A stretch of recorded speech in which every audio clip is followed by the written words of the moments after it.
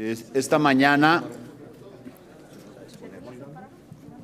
primero agradecer desde luego la compañía y la presencia de mi compañera la senadora Kenia López, de los diputados que nos acompañan de la Comisión Permanente, diputados federales del PAN, por supuesto, de nuestra senadora y excandidata Xóchitl Gálvez, y de compañeros nuestros de Quiroga, Michoacán, Mireya, y de Miguel Ángel de Zacatecas. La verdad de las cosas es que lo que venimos es a denunciar un atropello en los dos casos de los tribunales locales, en contra de elecciones perfectamente bien llevadas. En ambos casos se ganó y lamentablemente por cuestiones políticas, por presiones a los magistrados, resolvieron, y fíjense qué curioso, tanto en un caso como en otro, las magistraturas resolvieron 2-2, 2 a favor, 2 en contra, tanto en Quiroga como en Zacatecas. La verdad es que lo que observamos es unas ganas de Morena de llevarse todo, de acabar con todo, de carro completo. Y algunos de los argumentos, por cierto, en el caso particular de Zacatecas, pues fue un argumento que solo le valieron a la candidatura de Zacatecas, a ningún otro municipio en el estado. Entonces, de lo que estamos hablando es simplemente de una intención de quitarle el municipio más importante a ese estado a la oposición, como legítimamente lo ganó.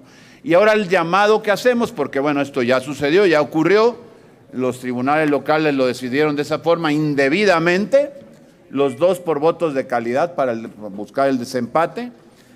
Hay que decir que justo en un caso en donde estamos hablando en Zacatecas, la magistrada presidenta, la que hizo el voto de calidad, casualmente es comadre del gobernador de Zacatecas, David Monreal.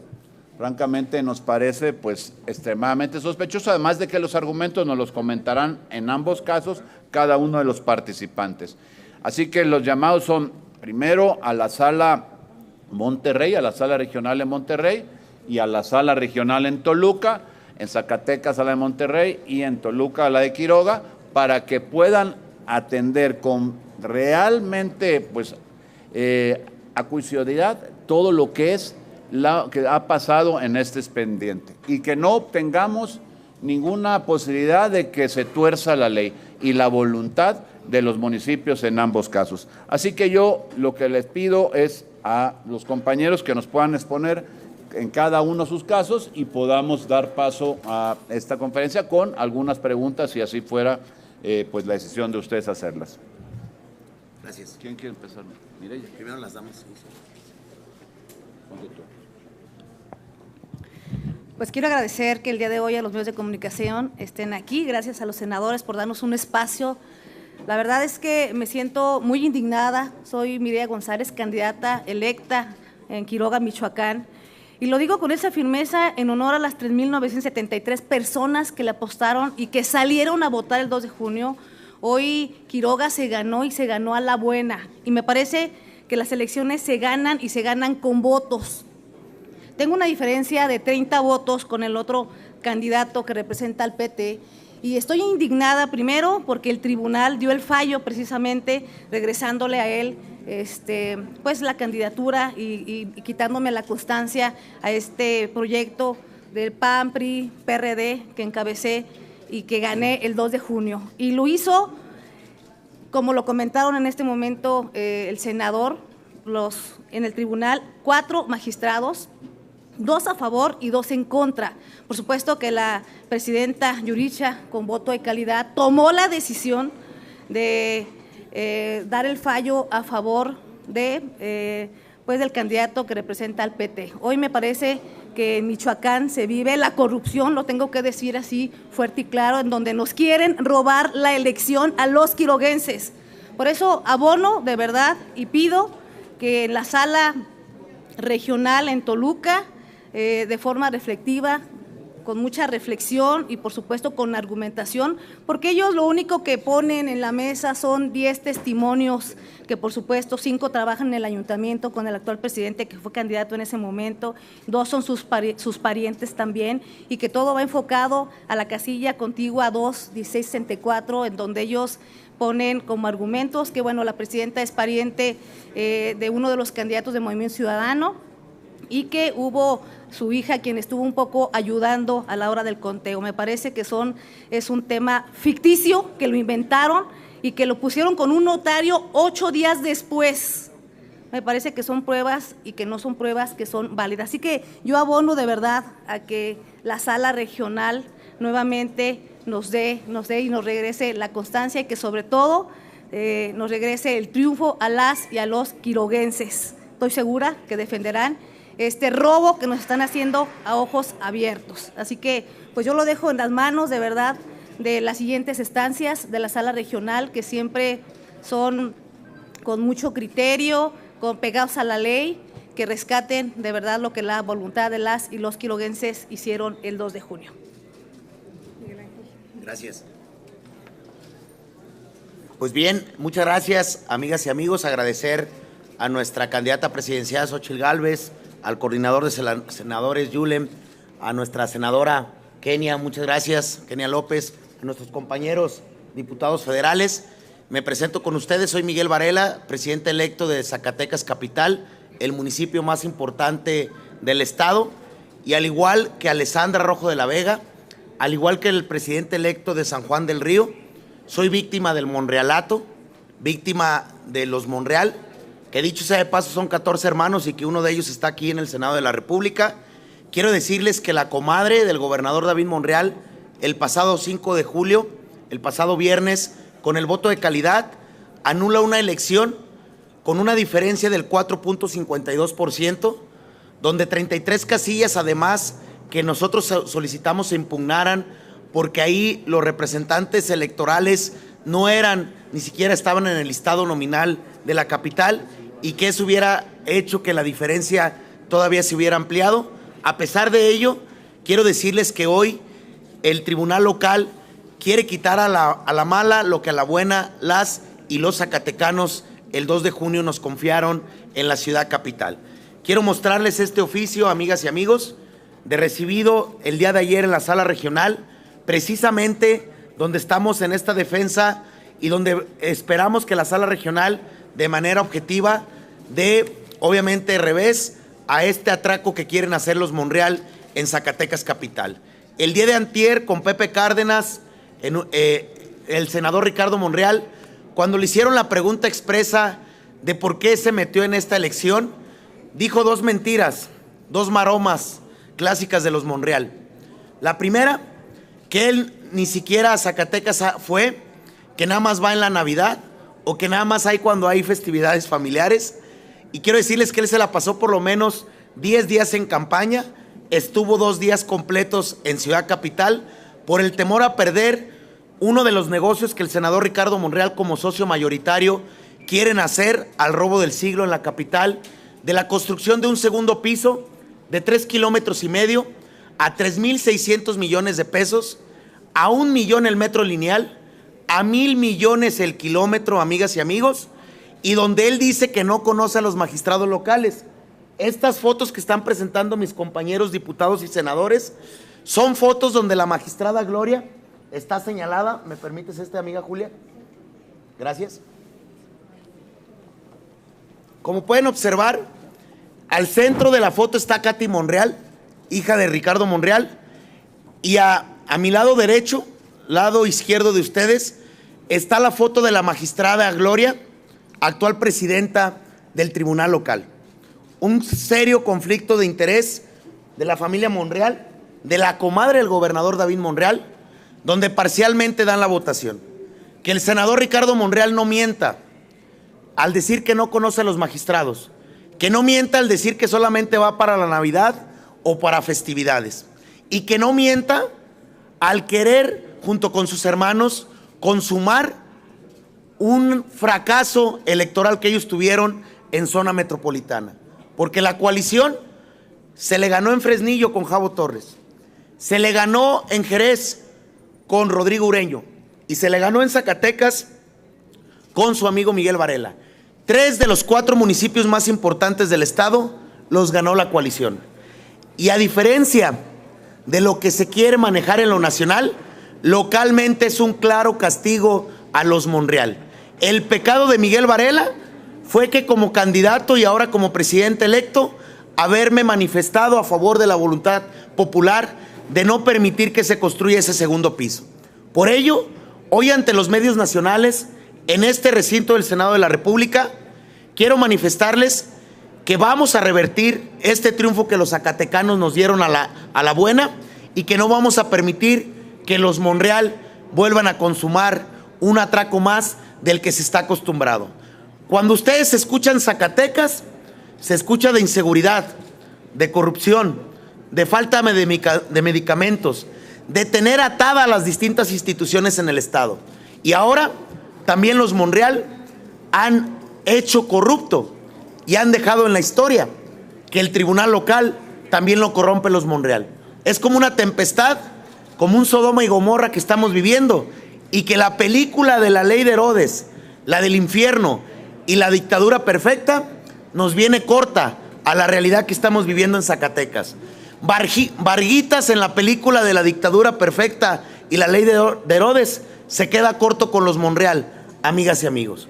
Por eso también el día de hoy, con ese respeto y acompañado de mi esposa y de mi familia, hago responsable a los Monreal de lo que me pueda suceder, de lo que le pueda suceder a mi familia, de lo que le pueda suceder al equipo de trabajo que me acompañó en campaña y de lo que le pueda suceder a cualquier zacatecano que se manifieste, porque lo estamos haciendo en la presidencia municipal, en los tribunales locales. En próximos días habrá manifestaciones ciudadanas, vamos a acudir a la sala regional a Monterrey, vamos a tomar las calles porque en las calles fue donde ganamos la elección y no vamos a permitir este atraco.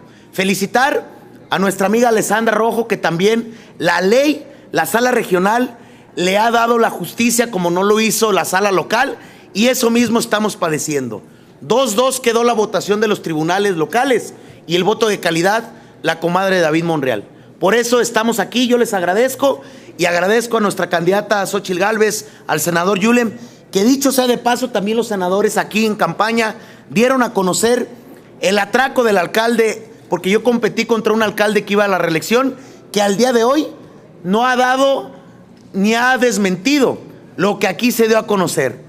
Más de 60 propiedades con un valor de 1,000 millones de pesos, donde el actual alcalde fue secretario de Finanzas en 2 sexenios, donde inexplicablemente tiene un patrimonio de los 2,000 millones de pesos y donde, consumado con los Monreal, obviamente tienen el temor de que descubramos lo que en la capital hay de fondo de tanto desvío de recursos y de falta de trabajo con las y los zacatecanos. Les agradezco y quedo atento a cualquier espacio, pregunta que se me quiera hacer. Muchas gracias.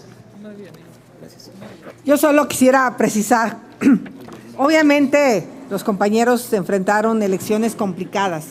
En ambos municipios gobierna la Alianza de Morena, en ambos estados gobierna Morena, y miren que acusarlos a ellos de haber hecho trampa, cuando ellos tuvieron que luchar contra toda la elección, toda la estructura de los gobernadores, de los alcaldes y de la propia presidencia de la República. Entonces, no vamos a permitir que se nos arrebate estos triunfos en el municipio de Zacatecas, que es muy importante, y por cierto, yo pude ver el hartazgo que hay en el tema de seguridad pública.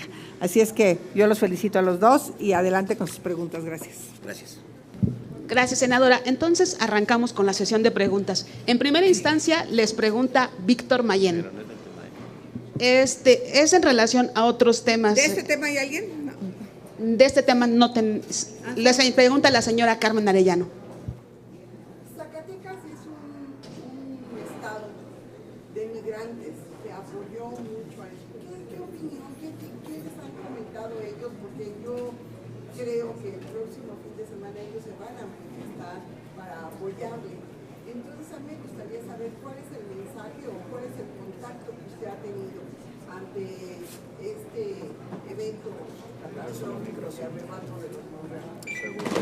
Claro, bueno, de entrada somos 1.650.000 habitantes en el estado, otro tanto por igual radica en la Unión Americana, pero ojo, los migrantes no solamente es el único sector desatendido por el actual gobierno.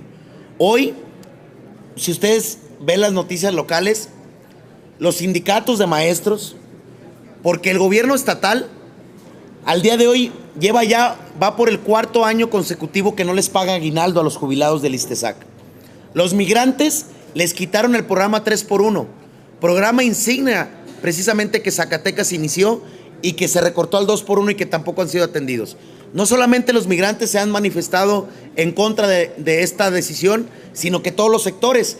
Y ojo, no quiero decir que mi tema sea la punta del iceberg, pero les garantizo que a partir de estas manifestaciones, todos los sectores que han sido atacados, que han sido corruptamente, tristemente afectados por el actual gobierno de los Monreal, créeme que la manifestación social en Zacatecas que se va a vivir o que se va a estar viviendo a partir de estos días va a ser sin fin y obviamente con el objetivo de que los zacatecanos no permitamos un atraco más del actual y pésimo gobierno que estamos teniendo. Ya no tendríamos preguntas sobre este tema. Si ustedes nos los permiten, pasaríamos a otros temas de coyuntura. Entonces les pregunta Víctor Mayén. Son dos preguntas. Buenos días a todas y a todos.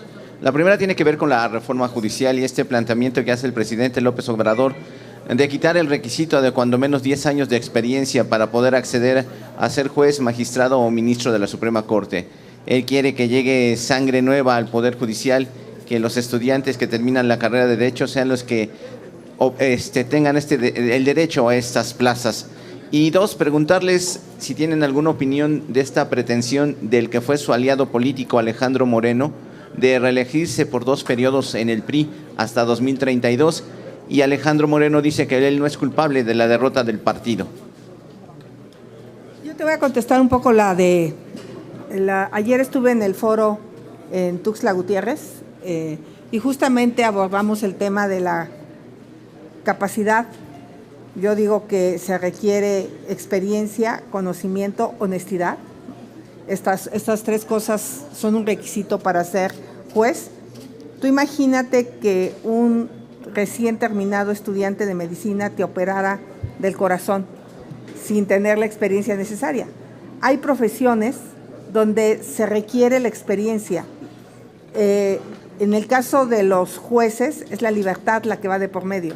O sea, una sentencia de un juez pues es tu libertad o la cárcel, y si se equivoca pues puedes pasar 30 años en la cárcel. El médico pues va de por medio la vida. Entonces hay ciertas profesiones donde la experiencia sí es necesaria y a mí me parece que en la impartición de justicia es indispensable. Yo no coincido con el presidente de que la experiencia está ligada a la corrupción. Hay otras maneras de evitar la corrupción, castigando la corrupción. Ahí tenemos el caso de sus hijos, donde él no acepta que sus hijos son corruptos, pues van a seguir siendo corruptos, pero quiere ver en el Poder Judicial corrupción en todos, y yo creo que en el Poder Judicial hay jueces honestos, experimentados y con la capacidad para impartir justicia. Por eso yo manifesté no estar de acuerdo con la elección de jueces por voto popular.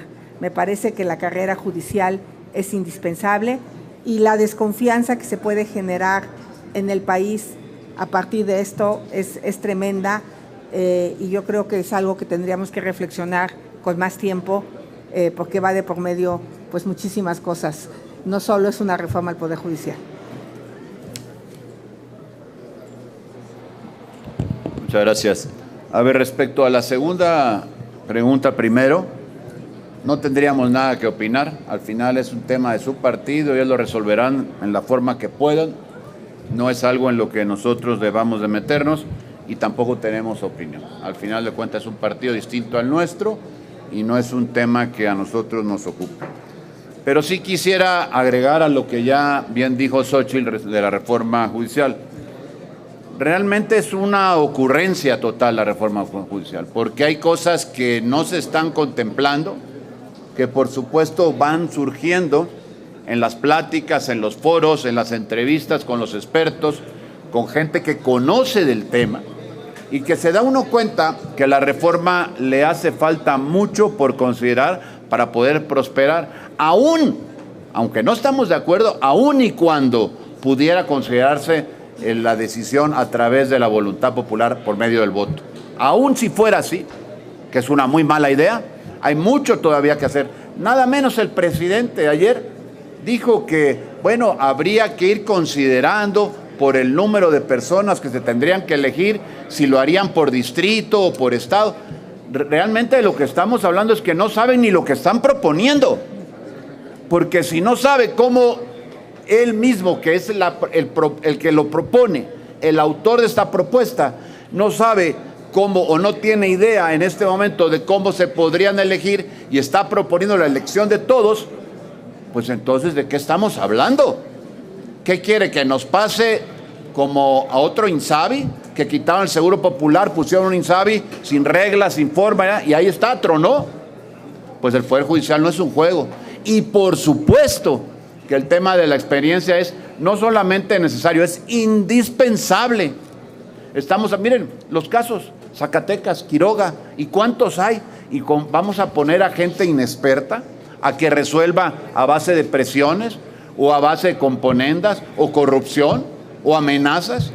La verdad es que es un asunto muy serio y no se debe tomar a la ligera como lo está tomando el presidente y como lo están tomando lamentablemente en Morena, porque además ya dan por hecho que tienen mayoría calificada y eso tampoco es verdad en este momento, porque está la decisión todavía del tribunal por venir y habrá que ver cómo se manifiesta.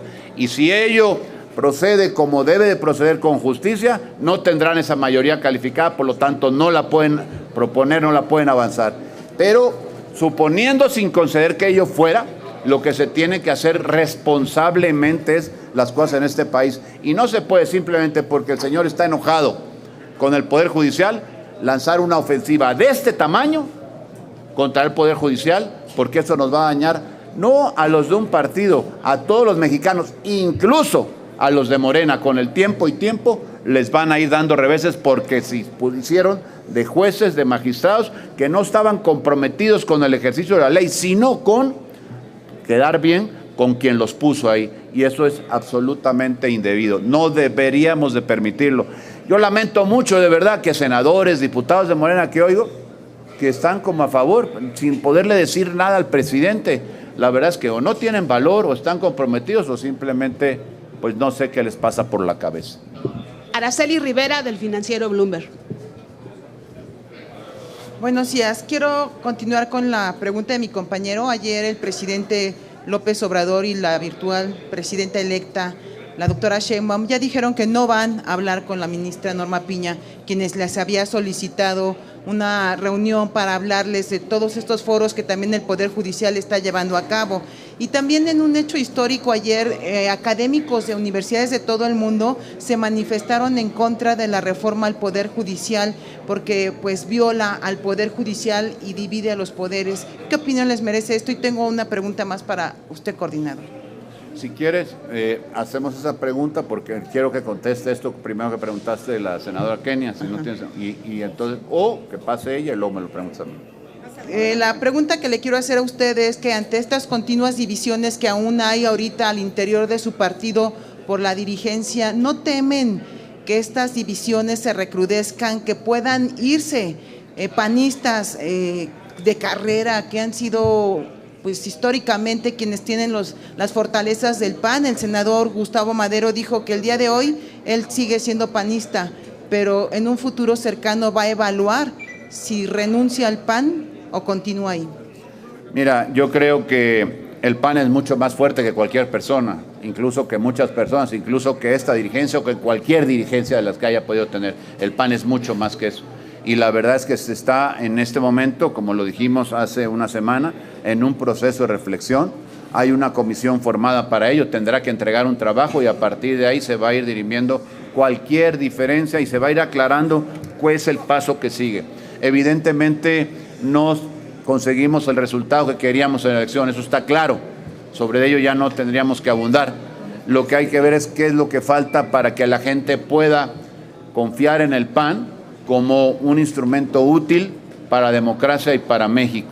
Y eso es lo que estamos abocados. Las diferencias que puede haber son estrictamente personales y al PAN, a la institución, estoy seguro que no lo va a dañar. El PAN es mucho, mucho más que eso. Senador, y ha soportado crisis como estas en otros tiempos y ahí está de pie, fuerte y dando la cara en los momentos en los que hay que darla. ¿Ustedes descartan ver un escenario del PAN como el que se está viendo en el PRI?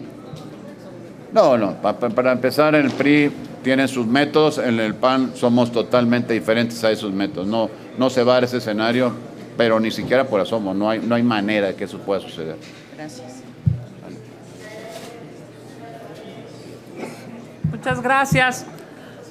Voy a hacer 3 precisiones, agradeciéndole a Xóchitl Gálvez por estos meses. Gracias, querida Xóchitl. Estamos en casa nuevamente y bueno, cerraremos esta legislatura junto con el coordinador, que ha sido pues una legislatura compleja. Hemos aguantado las presiones, hemos aguantado incluso la violencia desde el gobierno. Mi querida Xóchitl, en tu casa te digo, lo hiciste extraordinariamente bien. Tienes más de 16.5 millones de mexicanos que votaron por ti. Por cierto, casi 10 millones de esos son panistas. Así es que muchas gracias, es un gusto verte aquí. Aquí nuestro candidato y electo alcalde de Zacatecas, Miguel Ángel Varela, quien por cierto es acompañado también de nuestro futuro diputado federal, Miguel, muchísimas gracias. Perdón, actual diputado federal Miguel Torres. Gracias, diputado, por estar aquí. Pero miren, yo quiero responder con la presencia de ellos y de Mireya, nuestra candidata ganadora de Quiroga, el tema del Poder Judicial. Ese es el ejemplo de por qué López Obrador quiere un Poder Judicial subordinado. López Obrador quiere un Poder Judicial en el que él pueda mandar, como manda, con los senadores y los diputados de Morena. Y además en esta irracionalidad quiere trascender, por eso metió esta iniciativa, yo diría, lastimando la importancia de tener a una primera mujer en la historia como presidenta de este país. ¿Qué dicen los estándares internacionales? Que por cada 100,000 habitantes debe haber más o menos 65 juzgadores. ¿Saben cuántos hay en México? 4. Entonces el problema en realidad de falta de justicia es porque el Poder Judicial necesita más presupuesto, más fortalecimiento. Se necesitan 65 y solamente hay 4 juzgadores en México. Desde aquí le decimos a López Obrador, desde aquí le decimos a Morena, jueces sin experiencia van a dañar al pueblo de México.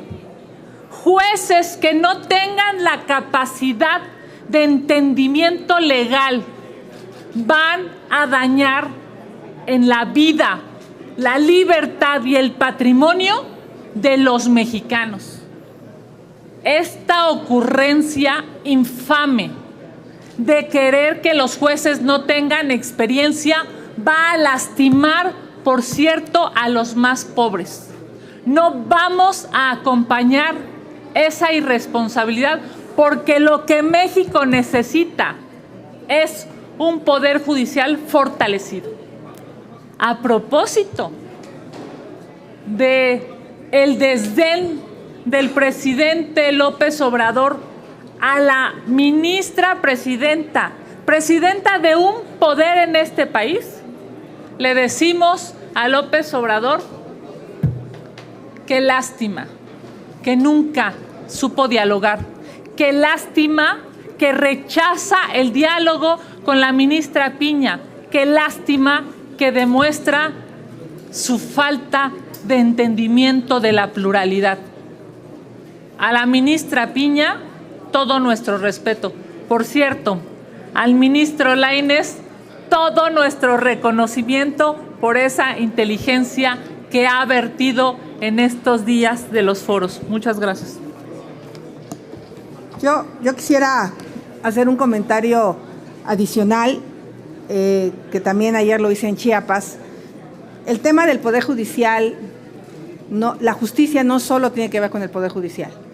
Obviamente, un policía que levanta mal un acta, pues es la base para la condena o no de un delincuente. Ahí está el principio de la justicia. Hablé de la justicia cívica, de los jueces cívicos, la prevención del delito. Hablé de las fiscalías locales y federales. Muchos de los problemas que tenemos es porque las fiscalías están rebasadas, están saturadas, hacen mal su trabajo. Los poderes judiciales estatales, no hablamos de eso. Obviamente estamos hablando del Poder Judicial Federal, pero tampoco hablamos de las cárceles, donde se han vuelto hoteles para los delincuentes, pero también violación de derechos humanos de personas. Necesitamos hablar de una reforma más integral en materia de justicia, y eso yo lo dejé claro ayer. Respecto a la negativa del presidente de no hablar con la ministra Piña, de él no me puedo esperar ninguna otra cosa, pero de la virtual presidenta electa lo lamento, porque ella en su discurso de triunfo habló de diálogo, habló de escuchar. ¿Qué se puede esperar cualquier mujer de ser escuchada si la presidenta de la Corte no es escuchada? Creo que ese tema se tiene que replantear del trato que está recibiendo la ministra presidenta, tanto del presidente actual como de la virtual presidenta electa. Yo creo que tiene mucho que decirle y ojalá escuche a las mujeres, porque la presidenta de la Corte no es cualquier mujer, es la presidenta de la Suprema Corte de Justicia, que también hizo un diagnóstico en general de la justicia en México y creo que tendría mucho que aportar para esta reforma. Cerramos este bloque de preguntas con Lorena Sánchez del Canal Judicial. Perdón, Justicia TV. Gracias, buenos días legisladores. Justo en este sentido, pero quisiera cambiar el enfoque. ¿Qué opinión le merece que en esta coyuntura y tal como lo han expresado, sea la ministra presidenta Norma Lucía Piña quien abra este diálogo, quien se abra abiertamente a flexibilizar para que se pueda reflexionar nuevamente sobre la construcción de una reforma que le haga bien al país? También preguntarles, como oposición, si llegase a aprobarse esta reforma en sus términos, ¿qué van a hacer en términos procedimentales para que este radicalismo que se está cocinando en el Congreso no afecte la impartición de justicia? Y tocando también el tema de lo que ocurre en los estados, la importancia de que la ciudadanía justo sepa que una reforma judicial tiene que pasar y tiene que tocar a los tribunales locales, a la justicia local, que a veces se confunde muchísimo, y es lo que pasa en este caso. También en materia electoral se han hecho muchos llamados para que esta reforma contemple también a tribunales agrarios, a tribunales administrativos y a todos los entes de impartición de justicia. Quisiera que me pudieran hablar sobre eso. Gracias. Yo celebrar que la ministra Piña haya iniciado estos diálogos que cerró en Tlatelolco. A mí me parece que el documento que leyeron es impecable. Lo debería de tomar en cuenta también el Poder Legislativo, pero parece que cada quien está en su carril. Y sí me parece que la virtual presidenta electa pudiera ser ese personaje de conciliación entre el Poder Legislativo y el Poder Judicial. ¿Qué necesidad de arrancar un nuevo gobierno con la confrontación? Un país que le apuesta a la división, al odio, no sale adelante.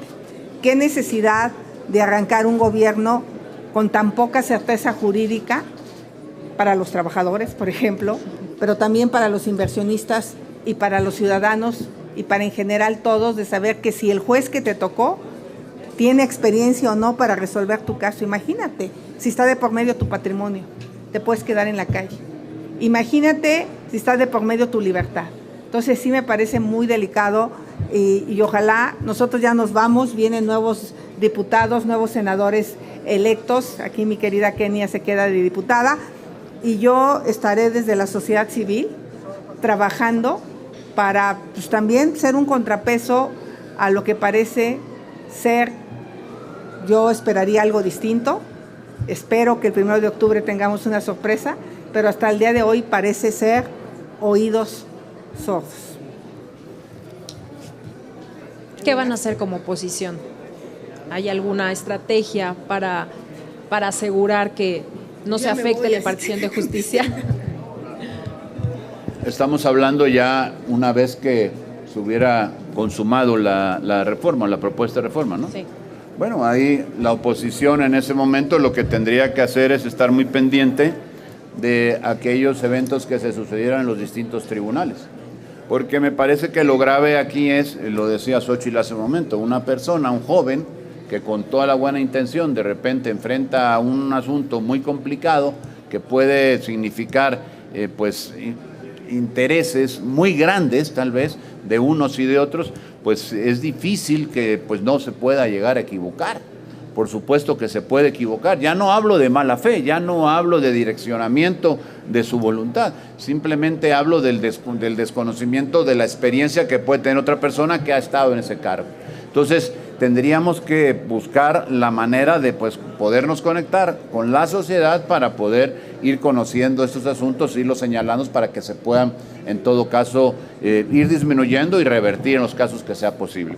De otra manera, pues no habría mucho más que hacer, porque una vez que esto se haya votado y que sea un hecho, bueno, pues lo que tenemos que hacer en todo caso es señalar aquello en lo que se vayan equivocando, para que se corrija, no por el afán de verlos equivocarse, sino por el afán de que se pudiera corregir y pues nada más, porque no alcanza para más los votos que se tienen en este momento, suponiendo sin conceder que así quedaran antes de que el tribunal resuelva, pues no darían, por lo menos en la Cámara de Diputados, para poder cambiar esto. Ni siquiera pensar en una posibilidad de acudir a la Corte a hacer una acción de inconstitucionalidad.